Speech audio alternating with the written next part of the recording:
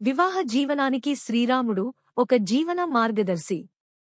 వివాహం అంటే కేవలం రెండు హృదయాల కలయిక కాదు.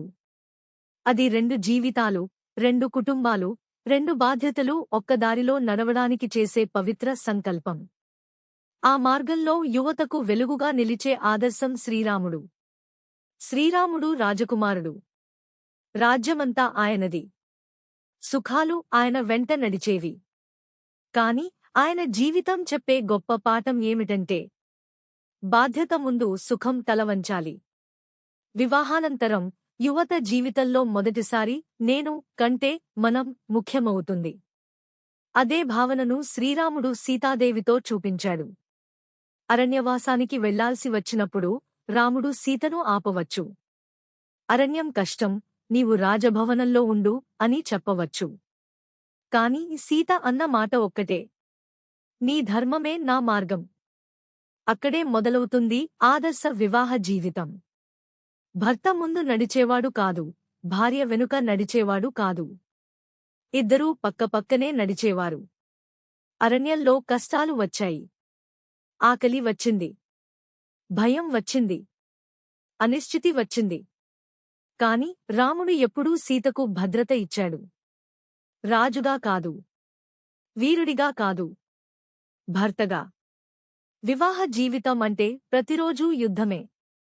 కాని ఆ యుద్ధం బయటివారితో కాదు, మన అహంకారంతో, మన కోపంతో, మన మాటలతో. రాముడు సీతను కోల్పోయినప్పుడు కూడా ధైర్యం కోల్పోలేదు. ఆయన ఏడ్చాడు, ఎందుకంటే ఆయన మనిషి. కాని ధర్మాన్ని విడిచిపెట్టలేదు, ఎందుకంటే ఆయన ఆదర్శం. యువతకు ఇది ఒక గొప్ప పాఠం.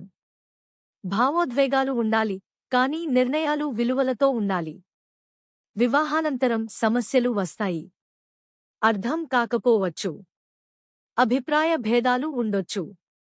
కాని శ్రీరాముడు చెప్పే మార్గం ఒక్కటే, నిజాయితీ, సహనం, నిబద్ధత. రాముడు పరిపూర్ణుడు కాదు, కాని ప్రయత్నంలో ఎప్పుడూ నిజాయితీగా ఉన్నాడు. అదే ఆయన గొప్పతనం. వివాహం అనేది రోజూ ప్రేమ చూపించడం, రోజూ గౌరవం ఇవ్వడం, రోజూ బాధ్యత స్వీకరించడం. శ్రీరాముడిలా ఉండటం అంటే ఎప్పుడూ గెలవడం కాదు, ఎప్పుడూ సరైన దారిలో నిలబడడం. వివాహ జీవితంలో మీరు అడుగుపెట్టే ఈ సమయంలో ఒక్క విషయం గుర్తుంచుకోండి, రాముడిలా భర్తగా ఉండండి, ధర్మంతో. సీతాదేవిలా భాగస్వామిగా ఉండండి, విశ్వాసంతో.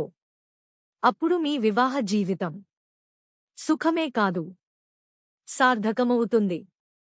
జై శ్రీరామ్.